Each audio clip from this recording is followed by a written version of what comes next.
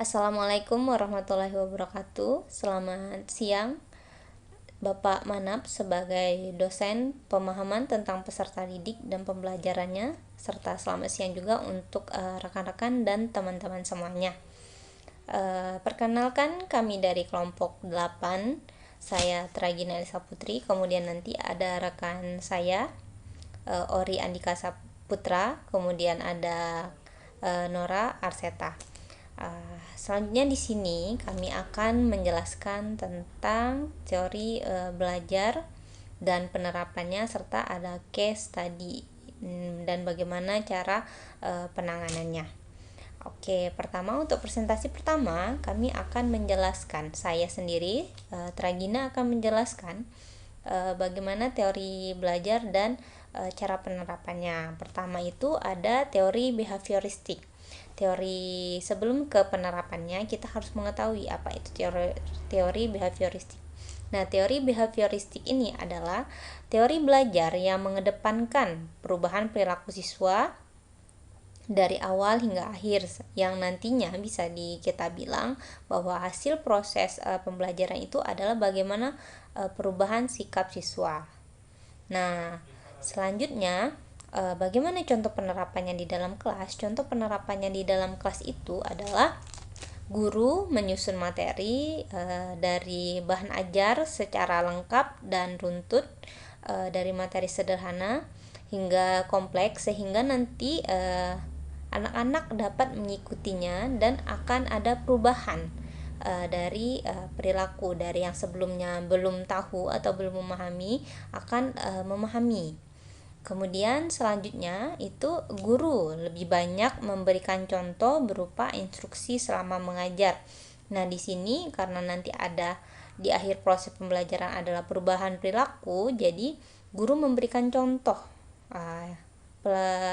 instruksi selama mengajar. Jadi sehingga nanti murid dapat mengikuti contoh tersebut.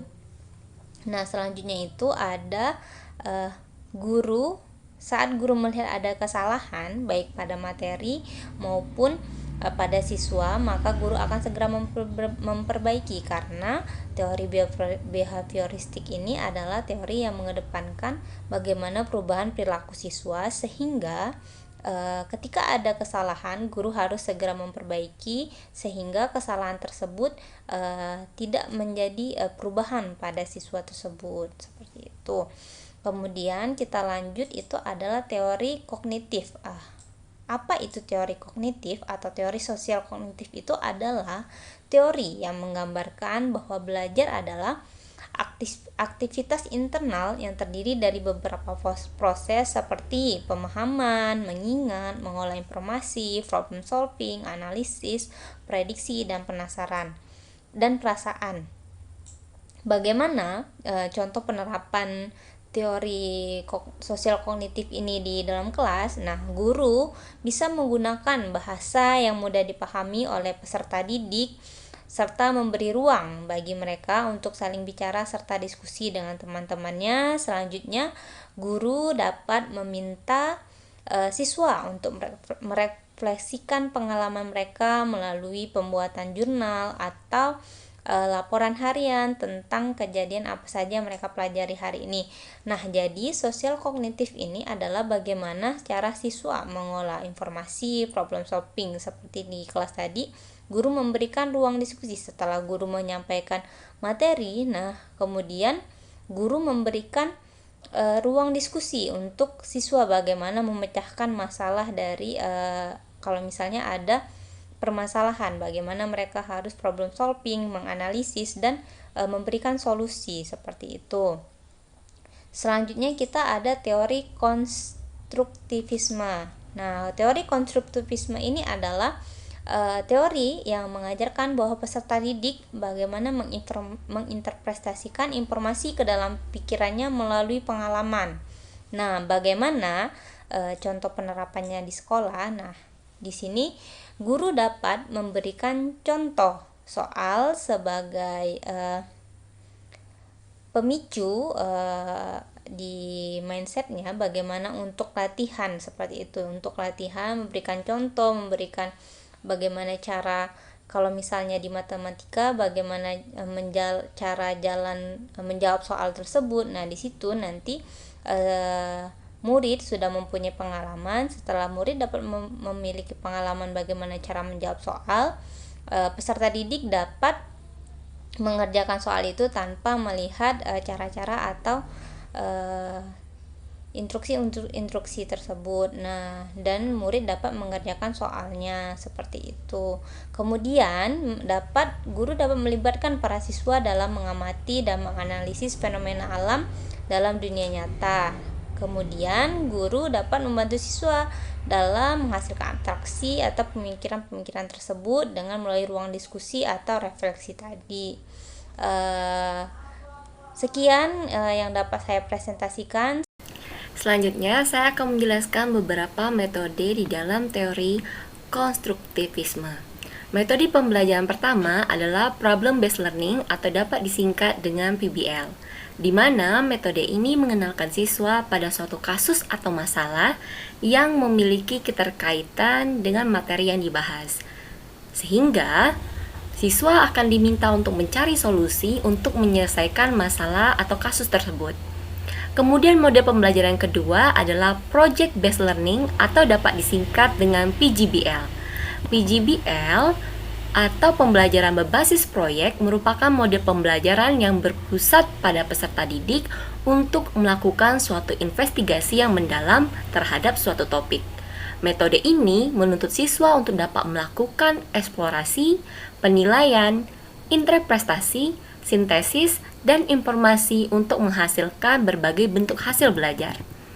Selanjutnya, mode pembelajaran ketiga adalah model jigsaw. Model jigsaw adalah teknik pembelajaran kooperatif di mana siswa memiliki tanggung jawab yang besar dalam melaksanakan pembelajaran. Biasanya, pada model ini, siswa akan dibagi menjadi beberapa kelompok yang kemudian secara sistematis mereka akan bekerja sama untuk memecahkan kasus atau suatu permasalahan. Terakhir, model pembelajaran keempat adalah model inquiry. Kata inquiry sendiri mempunyai definisi sebagai sebuah kegiatan pencarian kebenaran, informasi, atau pengetahuan di mana prosesnya yaitu dengan bertanya atas rasa keingintahuan.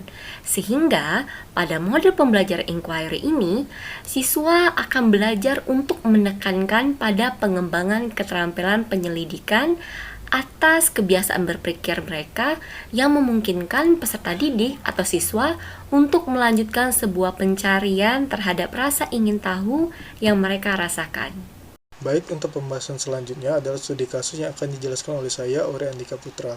Di sini terdapat 4 studi kasus dari anak yang memiliki jenjang dan umur yang berbeda-beda. Jadi yang pertama kita bahas yaitu siswa dengan umur yang paling kecil, yaitu Tania. Tania berusia 7 tahun dengan masalah yang dihadapi adalah memiliki kemampuan rendah dan keinginan yang rendah untuk sukses. Lalu, bagaimana kita menyikapi masalah tersebut? Dilihat dari segi umur, siswa ini berada di kelas 1 sekolah dasar, di mana siswa perlu diberikan banyak stimulus yang membangkitkan semangatnya. Jadi, solusi yang bisa diberikan oleh guru adalah memberikan motivasi supaya semangatnya bangkit dan dirinya berusaha lebih giat untuk belajar. Kemudian memberikan kesempatan lebih di kelas dan memberikan reward atas hasil usahanya. Setelah itu, pada kasus yang kedua, ada seorang siswa yang bernama Samuel yang berusia 10 tahun dengan permasalahan bekerja keras untuk menjaga harga dirinya pada tingkat tinggi, tetapi memiliki rasa takut akan gagal yang kuat. Solusi yang bisa diberikan adalah memberi motivasi dan contoh dari orang lain yang memiliki keberanian yang kuat untuk melewati berbagai tantangan dalam hidupnya, termasuk mengambil risiko dan banyak mengalami kegagalan namun tetap memilih untuk bangkit.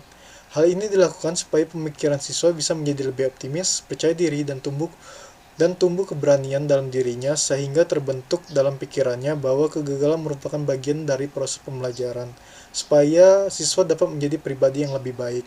Kemudian pada kasus ketiga, ada siswa yang bernama Sandra berusia 13 tahun dengan permasalahan tenang di kelas dan meremehkan keterampilan mereka. Dari permasalahan tersebut dapat kita simpulkan, siswa ini mampu menganalisa keterampilan dari setiap temannya termasuk dirinya sendiri. Namun guru perlu berusaha untuk memberikan contoh langsung dari akibat meremehkan orang lain. Guru pun juga bisa menampilkan contoh dari orang-orang yang membangun dan memelihara hubungan baik dengan orang lain dan apa efeknya terhadap dirinya sendiri. Jadi dapat disimpulkan, Perlunya ditanamkan sifat dan perilaku saling menghargai dan saling membantu satu sama lain.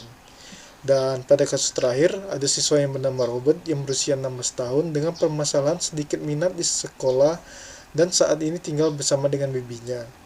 Dan Anda sudah tidak dapat menghubungi orang tuanya. Dari permasalahan tersebut dapat disimpulkan bahwa siswa ini jauh dari orang tua atau tidak bersama orang tuanya lagi. Jadi dalam kasus ini, seorang guru perlu mencari tahu latar belakang tentang siswa tersebut. Solusi yang dapat dilakukan adalah pendekatan secara emosional dengan kerjasama antara teman kelas, guru bimbingan konseling, dan wali kelas. Setelah masalahnya teridentifikasi, guru perlu mencari solusi terhadap permasalahan tersebut, lalu memberikan motivasi untuk membangkitkan kembali minat belajar siswa. Terkadang siswa yang sedikit minat belajarnya disebabkan oleh ketidaksukaannya terhadap pelajaran, ataupun suasana kelas yang tidak nyaman, ataupun siswa tersebut memiliki permasalahan keluarga. Baiklah, itulah presentasi dari kelompok kami. Saya Orendika Putra dan anggota kelompok lain Nora Arseta dan Tragina Alisa Putri mengucapkan terima kasih atas kesempatannya. Wassalamualaikum warahmatullahi wabarakatuh.